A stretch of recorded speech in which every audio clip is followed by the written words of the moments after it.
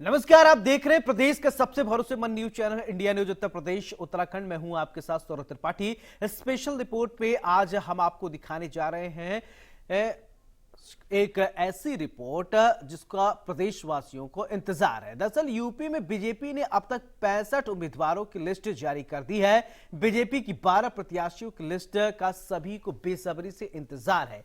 India news के पास अंदर की खबर है, वो सभी नाम हैं जो बीजेपी के प्रत्याशी होने वाले हैं। हम आपको तमाम नामों के बारे में बताएंगे, सियासी समीकरण भी समझाएंगे, तो बने रहिए अगले 30 मिनट तक इंडिया न्यूज उत्तर प्रदेश उत्तराखंड के साथ।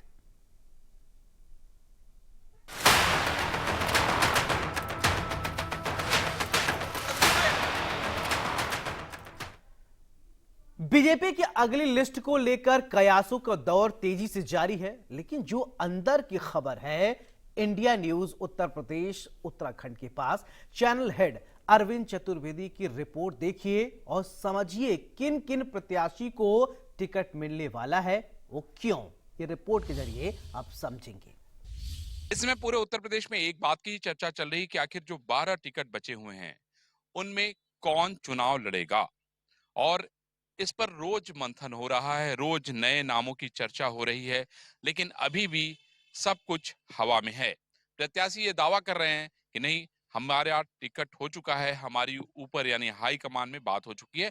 हम एक एक सीटों पे आपको विस्तार से बताते हैं कि आखिर कौन कौन सी ऐसी सीटें हैं जिसको लेके पूरे प्रदेश में चर्चा है और जिसके टिकट के बारे में लोग जानना चाहते हैं। जो पहला टिकट है वो है कैसरगंज का, जहां पे बृजभूषण शरण सिंह सांसद है। कहा यह जा रहा है कि बृजभूषण शरण सिंह से आला कमान नाराज था और उनका टिकट कट सकता है, और इसीलिए अभी तक टिकट की घोषणा नहीं की गई। लेकिन हमें जो सूत्रों से जानकारी मिल रही है कि आला कमान से बृजभूषण शरण सिंह की बातचीत हो चुकी है। जो संगठन महामंत्री हैं भारतीय जनता पार्टी के, वो भी बृजभूषण शरण सिंह के साथ संपर्क में है। उसके अलावा प्रदेश के संगठन महामंत्री की भी बृजभूषण शरण सिंह से बात हो गई है। और एक जो सबसे बड़ी बात वो ये है कि प्रतीक भूषण अगर चुनाव लड़ते तो निश्चित रूप से संगठन या भारतीय जनता पार्टी या आलाकमान बृजभूषण शरण सिंह से जरूर पूछता कि क्या आपकी इस पे सहमति है या नहीं है। तो यानी बृजभूषण शरण सिंह का टिकट लगभग पक्का हो चुका है, सिर्फ इंतजार है कि आखिर उसकी घोषणा कब होती है। उसके बाद जिस टिकट की सबसे ज्यादा चर्चा चल रही है वो है टिकट प्रयागराज का। कहा जा रहा है कि प्रयागराज में रीता बहुगुणा जोशी सांसद है और इस बार उनके टिकट के कटने के आसार हैं। लेकिन हमारी जो सूत्रों से बात हुई है उसके उसके अनुसार वहां पर किसी ब्राह्मण को ही पार्टी चुनाव लड़ाना चाहती है। अब सवाल ये उठता है कि वो ब्राह्मण आखिर कौन है। अभिलाषा गुप्ता नंदी के बारे में कहा जा रहा है कि वो ब्राह्मण रही हैं। नंद गोपाल गुप्ता नंदी से ब्याह करने के बाद जो है उनके साथ जो है वणिक वर्ग का भी वोट है। तो अगर उनको टिकट दिया जाता है तो बहुत बेहतर होगा, अच्छा रिजल्ट होगा। लेकिन इसको लेके बहुत विरोध है, क्योंकि ये भी कहा जा रहा है कि एक तरफ भारतीय जनता पार्टी परिवारवाद के खिलाफ जो है इतनी बड़ी बड़ी बातें कर रही हैं। ऐसे में अगर अभिलाषा गुप्ता नंदी को टिकट दिया गया तो उसका खराब जो है संदेश जाएगा। उसके अलावा ये भी कहा जा रहा है कि संजय मिश्रा जो कि इन्फोर्समेंट डायरेक्टरेट में बड़े अफसर थे, वो पास के ही जिले के रहने वाले हैं, उनका भी नाम प्रयागराज से चल रहा है, क्योंकि वो ब्राह्मण हैं और उनके टिकट को दिए जाने की बात हो रही है। एलएस ओझा जो कि भारतीय जनता पार्टी के पुराने कार्यकर्ता हैं, नेता हैं, बड़े डॉक्टर हैं, उनके नाम की भी प्रयागराज से टिकट दिए जाने की चर्चा चल रही है।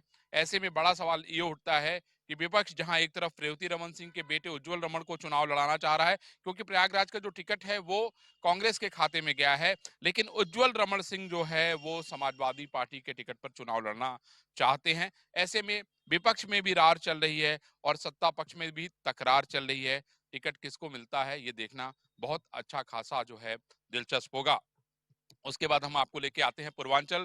पूर्वांचल में गाजीपुर की इसमें बहुत चर्चा हो रही है। आपने देखा कि किस तरीके से मुख्तार अंसारी की मौत के बाद जो है वहां अच्छी खासी भीड़ हुई और अलग अलग तरीके की बयानबाजी, चर्चा लगातार पूरे देश में हो रही है। कोई मुख्तार अंसारी को खालिस माफिया अपराधी बता रहा है, तो कोई उनको मसीहा बता रहा है। लेकिन सवाल ये है कि ये सारे राजनीतिक दलों के अलग अलग स्टंट हैं।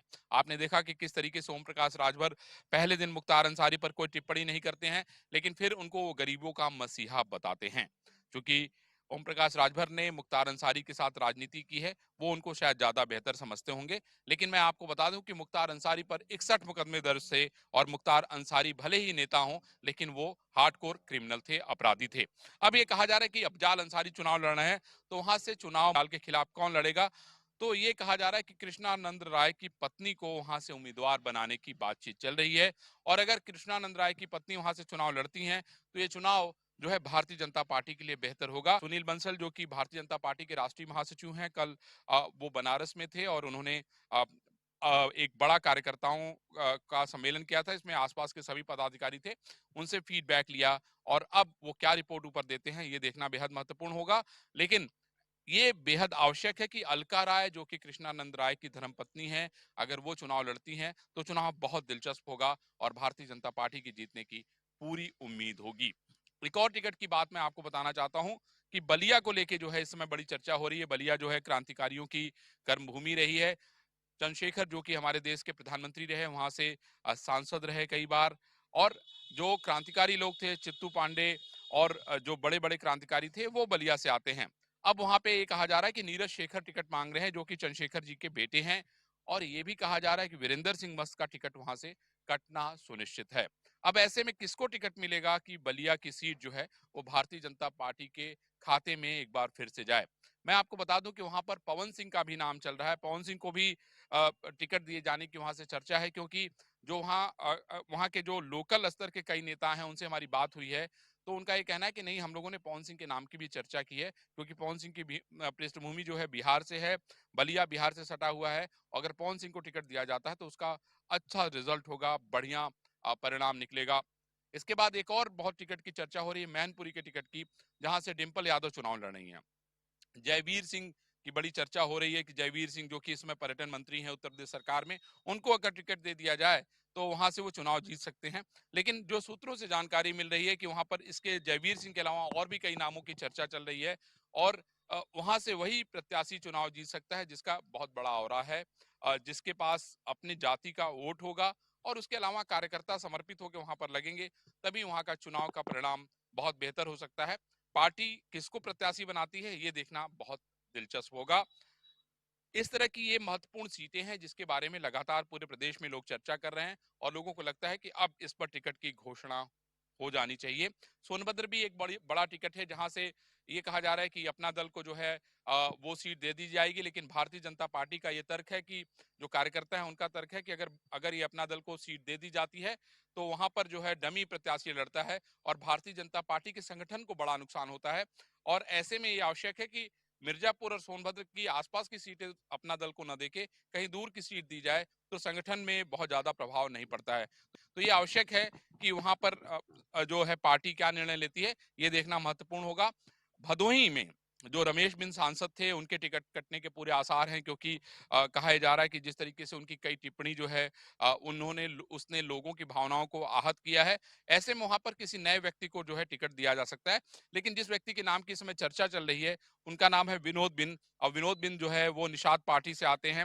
निषाद पार्टी के राष्ट्रीय अध्यक्ष संजय निषाद का कहना है कि अगर विनोद बिन को लोकसभा का टिकट भारतीय जनता पार्टी देती है तो उससे हमारे कार्यकर्ताओं को निराशा होगी और उससे जो है हमारा संगठन कमजोर होगा। तो इस बात का हम पुरजोर विरोध करेंगे कि वहां पर विनोद बिन को टिकट ना दिया जाए। तो इस तरह से देखिए, मैंने आपको ये समझाने की कोशिश की कि जिन टिकटों पे चर्चा हो रही है, जिन टिकटों पे प्रत्याशियों के नाम चल रहे हैं, वो कौन कौन से हैं और वो कितने महत्वपूर्ण हैं। इंतजार कीजिएगा, आपको जल्दी ही जो हमने बातें बताई हैं वही आने वाले समय में लिस्ट में दिखाई देंगी।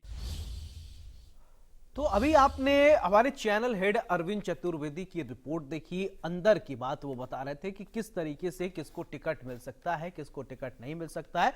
और हमारे साथ एक खास पैनल है और चर्चा करते हैं। इसके पहले परिचय, फिर इसके बाद चर्चा की शुरुआत। डॉक्टर राजीव शर्मा, वरिष्ठ पत्रकार, हमारे साथ स्वागत है राजीव जी, बहुत बहुत। मनीष अग्रवाल जी, राजनीतिक विश्लेषक हैं, बहुत बहुत स्वागत है मनीष जी। और मेरे सहयोगी अभिषेक सिंह लखनऊ से जुड़ रहे हैं। अभिषेक, आपका भी बहुत बहुत स्वागत है। चर्चा की शुरुआत अभिषेक मैं आपसे ही करना चाहता हूँ। देखिए, कुछ सीटें जो हैं अभी लेकर उसको पेच फंसा हुआ है। अभी आप अरविंद जी की रिपोर्ट देख रहे हैं तो उन्होंने एक एक सीटों पर बारीकी से बताया। अब क्या लगता है कि जो सीटें बची हुई हैं उत्तर प्रदेश में, बीजेपी किस तरीके से आत्मचिंतन मंथन कर रही है ताकि जिताऊ कैंडिडेट लेकर आए, क्योंकि 80 जो है वो टारगेट है कि 80 की 80 लोकसभा सीटों पर जीत दर्ज करेंगे। अपडेट करें। जी हाँ, खास तौर पर कई ऐसी सीटें हैं जहां पर भारतीय जनता पार्टी को अभी अपने उम्मीदवारों का ऐलान करना है और सीधे तौर पर कहा जाए तो समीकरणों के हिसाब से वहां पर कहा जाए तो दूसरे राजनीतिक दलों का एक वरद हस्त या कहा जाए गढ़ की तरह वो सीटें मानी जाती हैं और शायद यही वजह है कि भारतीय जनता पार्टी बहुत नापतोल करके समीकरणों को भेदने के लिए ऐसे कैंडिडेट्स जल्द ही उतारेगी और इसीलिए उनको लेकर कुछ जरूरी देरी की जा रही है। खास तौर पर इटावा, मैनपुरी की बात की जाए या इस तरह की और भी सीटें हैं वहां की बात की जाए तो वहां पर कैंडिडेट्स को लेकर मनन चिंतन चल रहा है। कई जगह ऐसा भी कहा जा रहा है कि वहां पर जो कैंडिडेट हैं वो नए कैंडिडेट देखने को मिलेंगे। पवन सिंह का नाम तेजी से चर्चा में चल रहा है। किसी तरह और भी कई ऐसे नाम हैं, कई बॉलीवुड से जुड़े हुए लोग हैं जिनका नाम चर्चा में चल रहा है और हमने देखा भी भारतीय जनता पार्टी की पिछली सूचियों में कि कैसे चाहे कंगना रनौत हो या बाकी लोग हो, उनको कैसे चाहे रामायण के भगवान राम का रोल करने वाले हों या फिर और ऐसे ही लोगों को उत्तर प्रदेश में ही नहीं बल्कि देश की अलग अलग लोकसभा सीटों पर उम्मीदवार के तौर पर भारतीय जनता पार्टी ने उतारा है। सीधे तौर पर कहा जाए तो उनकी अपनी लोकप्रियता और भारतीय जनता पार्टी के समीकरणों के मुताबिक वो सीट जीत कर आए भारतीय जनता पार्टी के लिए, ऐसी उम्मीद की गई है और उत्तर प्रदेश में उन 12 सीटों को लेकर खास तौर पर कवायद की जा रही है और जल्द ही हम देखेंगे कि दिलचस्प प्रत्याशी उतरते हुए नजर आएंगे ऐसी 12 सीटों। बिल्कुल जी। राजीव जी, मेरा सवाल अभी अगर देश भर की अगर बात कर ले तो लगभग 405 उम्मीदवारों को बीजेपी ने कैंडिडेट को का नाम घोषित कर दिया। उत्तर प्रदेश की अगर बात करें तो 12 नाम जो है अभी ऐसे हैं, 12 सीट जहां पर भारतीय जनता पार्टी ने अपने कैंडिडेट्स नहीं उतारे। आपको क्या लगता है कि ये जो 12 कैंडिडेट हैं कितने महत्वपूर्ण होने जा रहे हैं? इतना टाइम क्यों लग रहा है मंथन चिंतन में? क्या आप क्या समझते हैं? देखिए सौरभ जी, इसमें सबसे बड़ी बात यह है कि बीजेपी ने इस बार जो अपना अहद उठाया है, जो संकल्प लिया है 400 पार का, उसको देखते हुए ये कोई भी कदम बहुत फूक फूक करके रखना चाहते हैं, क्योंकि अगर किसी तरीके से अगर थोड़ा भी नीचे हुए तो ये जितना भी विपक्ष है वो बीजेपी का जो गेन होगा उसको काउंट नहीं करेगा, उसको नहीं बोलेगा, बल्कि ये कहेगा कि ये नैतिक हार है बीजेपी की कि वो 400 पार नहीं कर पाई, मतलब एनडीए 400 पार नहीं कर पाए। तो 400 पार करने के लिए यूपी में सबसे ज्यादा सीटें जीतनी जरूरत है। जैसे अभी तक माना जा रहा था कि 75 से 77 सीटें तक जो जीत ली जाएंगी, ये कुछ जो आपके ओपिनियन पोल्स वगैरह आए थे, वो सर्वे जो आए थे उनका था। लेकिन सर्वे है, धरती पर धरातल पर क्या है इसको देखना बहुत, दोनों बहुत बड़ा फर्क होता है जी। अब जैसे गाजीपुर वाला था, गाजीपुर वाली सीट है, गाजीपुर वाली सीट इस समय बीजेपी के लिए नाक का सवाल बन चुके हैं, क्योंकि गाजीपुर से मुख्तार अंसारी की मौत के बाद वहां जो एक वर्ग विशेष है वो पूरी तरीके से लामबंद हो गया है। सिंपैथी उसके साथ आ गई है। और आप देखें कि अभी बता रहे थे चतुर्वेदी जी की बीजेपी के अलायंस है, उन्होंने खुद कह दिया कि वो मसीहा था। तो इस तरीके से आप देखिए कि सिंपैथी वोट जो है वो जो भी वहां से समाजवादी पार्टी से लड़ेगा उसके साथ जाएगा। अब बीजेपी के सामने ये प्रतिष्ठा का सवाल है कि उस सीट को जीत करके भी दिखाए। तो ये फैसला एक दिन में नहीं हो जाएगा कि आप किसी को भी उठाइए, चलिए जाके खड़ा हो जाए और वहां से जीत जाए। अब परिस्थितियां बहुत विकट हैं और केवल वही नहीं, जितनी भी 12 सीटें जो बची हुई हैं इनमें परिस्थितियां विकट हैं और इसमें जीतने वाला ही कैंडिडेट देना पड़ेगा। वो और जो देना ही नहीं पड़ेगा उसके पीछे पूरी बीजेपी जी जान से लगेगी। तो ऐसे व्यक्ति को खड़ा करना चाहेंगे जिसके साथ मेहनत पूरी की जाए लेकिन मेहनत जाया ना जाए। बिल्कुल। तो यह कारण है कि अभी तक इन 12 सीटों पर अभी प्रत्याशी की घोषणा नहीं हो पाई।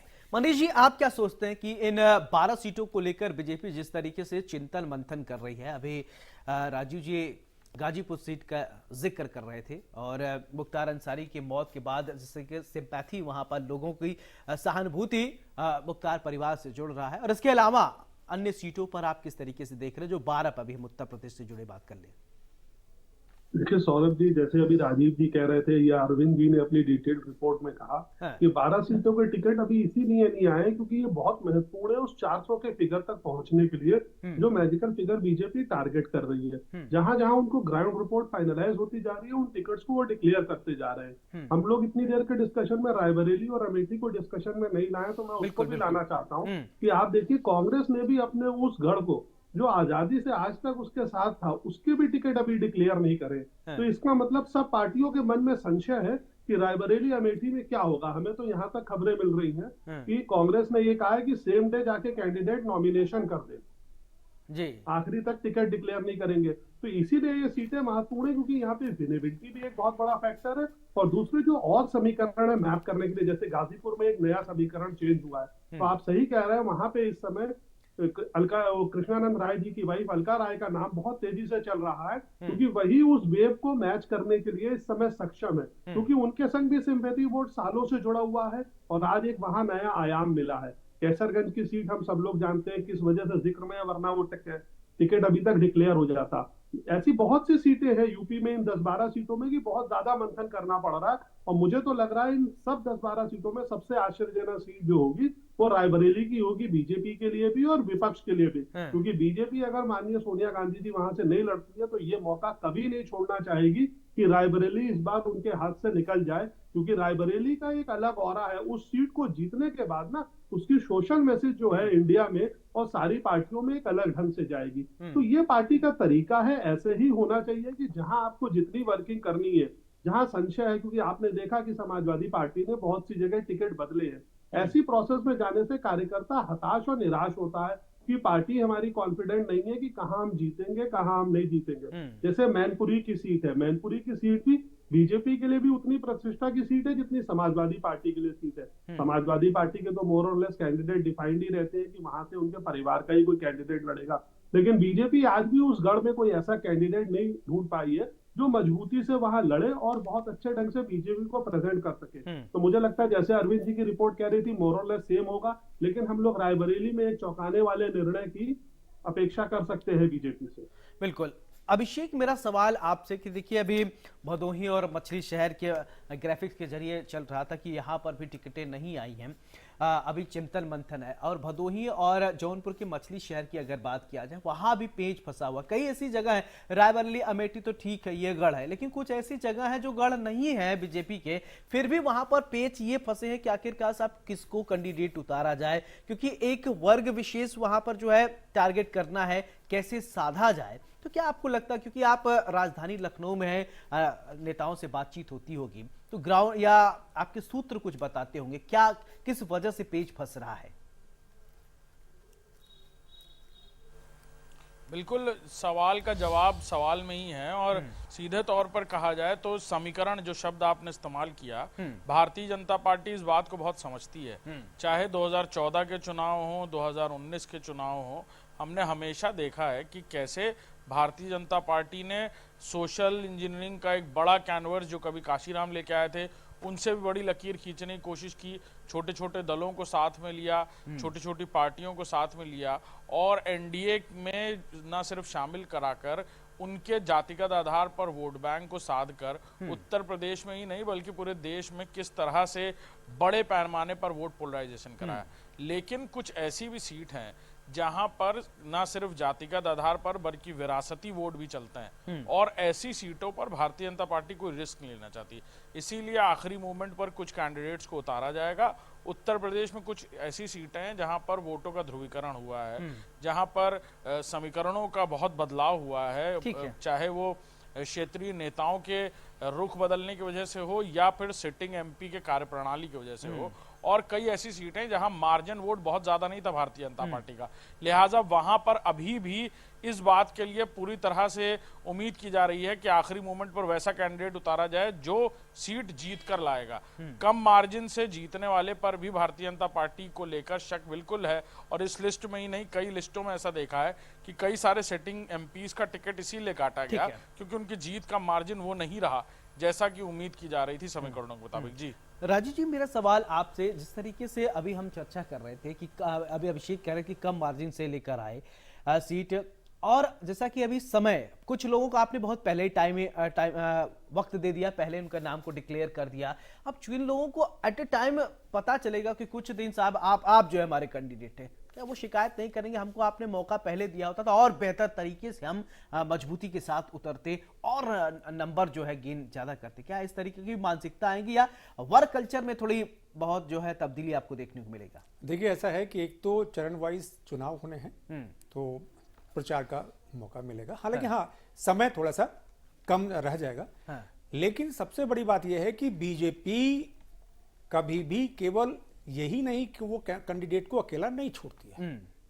जब भी वो कैंडिडेट का ऐलान करती है तो उसके साथ पूरा संगठन खड़ा होता है। जितने अनुषांगिक संगठन हैं बीजेपी के, वो सब उसके पीछे खड़े होते हैं।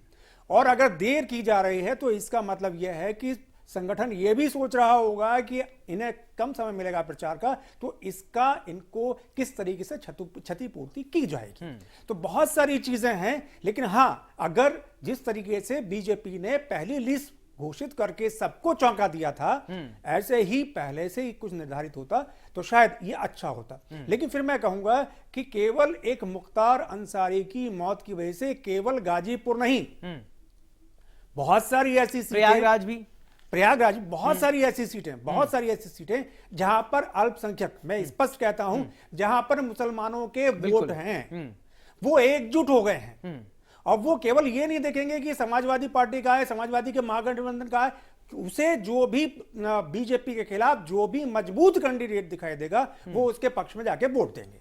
ये परिस्थितियां अभी इवॉल्व हुई हैं, अभी आकर के पैदा हुई हैं। तो इन पर थोड़ा मंथन चिंतन चल रहा है, जैसे आपने कहा। और निश्चित रूप से बीजेपी को चूंकि 400 पार जाना है और 75 का 77 का टारगेट लेना है, तो वो विनिंग कैंडिडेट निश्चित रूप से इन जगहों पर उतारेंगे। इसीलिए इसका सारा अभी खाका तैयार किया जाए। बिल्कुल मनीष जी, विपक्ष इस बात को लेकर लामबंद है और बीजेपी को घेरने की कोशिश करता है कि आजकल आपने ईडी सीबीआई शब्दावली कितना ज्यादा आपने चलन सुन लिया, और विपक्ष ये कह रहा है कि भाई चुनाव नजदीक है तो इनको ज्यादा एक्टिव कर दिया गया। अभी आपने दिल्ली की रैली भी आपने देखा, फिर आज अरविंद केजरीवाल को भी जब पेशी के दरमियान जब ले जाया जा रहा था, उन्होंने पीएम मोदी का नाम लिया। और क्या लगता है कि सिंपैथी गेन करने के लिए ऐसा होगा कि दिल्ली में देखा जाए अरविंद केजरीवाल की पत्नी सुनीता केजरीवाल अब मुखर होती हुई नजर आ रही हैं, चिट्ठी पढ़ पढ़कर केजरीवाल की बातें जो है जनता के सामने ले आ रही। क्या इन सब चीजों का भी फर्क पड़ेगा क्या आगे? देखिए सौरभ जी, मेरे आकलन से मुझे ये लगता है कि विपक्ष वही गलती कर रहा है जो उन्होंने 14 में करी थी, जो उन्होंने 19 में करी थी। प्रधानमंत्री के विपक्ष में अगर कोई ये सवाल खड़ा करते हैं और ये उसे प्रूव नहीं कर पाते हैं, जैसे ये 14 और 19 में नहीं कर पाए, तो ये प्रधानमंत्री की शक्ति को और मजबूत करते हैं। इसका खामियाजा इन्हें भुगतना पड़ेगा और ये इसको एस्टिमेट कर रहे हैं। एक आदमी जो निरंतर जनता के बीच में जाके अपना कॉन्फिडेंस दिखाता है और लोगों के मत को लेके आता है, यही मुद्दे अभी 5 महीने पहले 3 राज्यों के चुनाव जब बीजेपी जीती है, जिस मेजोरिटी से जीती है, तो क्या ये मुद्दे नहीं थे? तब ईडी सीबीआई नहीं थी। आपको जनता के पास ये कह के जाना पड़ेगा कि हम इनसे बेहतर क्या करेंगे। प्रधानमंत्री कह रहे हैं 2027 में हम थर्ड इकोनॉमी बन जाएंगे वर्ल्ड की। ये लोग कह रहे हैं कि प्रधानमंत्री करप्शन कर रहे हैं, तो उसको प्रूव कर पाए। इलेक्टोरल बॉन्ड्स का मुद्दा उठाना, लेकिन आज उससे प्रूव क्या हो रहा है? अगर आप सिटिंग एमपीज के रेशियो में उस पैसे की गणना कीजिए तो और पार्टियों को कहीं ज्यादा मिला है बीजेपी के बनस्पत में। तो मुझे लगता है प्रधानमंत्री की इमेज पे जो टारगेट कर रहे हैं वो इनको बैकफायर करेगा और उसका खामियाजा इन्हें भुगतना पड़ेगा। देखिए, ऐसा है, आपने आखिर में जिक्र किया कल की जो रैली हुई थी उसके बारे में। इससे तो बीजेपी को फायदा होगा, जो इनका गठबंधन इंडी गठबंधन तथाकथित गठबंधन है, इसको नुकसान होगा। वो इसलिए होगा क्योंकि कल वहां पर सुनीता केजरीवाल को भावी प्रधानमंत्री के तौर पर उन्होंने रखा है। आपने तथाकथित शब्द का इस्तेमाल क्यों किया? मैं इसलिए गठबंधन तथाकथित इसलिए कहा है, कश्मीर में देख लीजिए कि उन्होंने फारूक अब्दुल्ला कह चुके हैं हम इनके साथ चुनाव नहीं लड़ेंगे, बंगाल में ममता बनर्जी नहीं लड़ेंगी, साउथ में केरल, इसलिए तथाकथित कहा। ठीक है, बीजेपी को फायदा होता दिख रहा है। बहुत बहुत शुक्रिया राजू जी आपका, मनीष जी आपका भी, और अभिषेक आपका भी। लेकिन अब 12 सीटों पे हम आज चर्चा कर रहे थे स्पेशल रिपोर्ट में कि आखिरकार उन 12 सीटों के बारे में बीजेपी इतना चिंतन मंथन क्यों कर रही है, क्या रिजल्ट निकलेंगे, क्या सिंपैथी गेन होगा, सवाल कई हैं। लेकिन बीजेपी को अभी टिकटों का बंटवारा करना है। एट लास्ट में करने पर क्या असर होगा कार्यकर्ताओं पर और जिनको सांसद बनना है, इसको लेकर थोड़ा इंतजार करना पड़ेगा। स्पेशल रिपोर्ट में मेरे साथ फिलहाल लेते हैं। नमस्कार।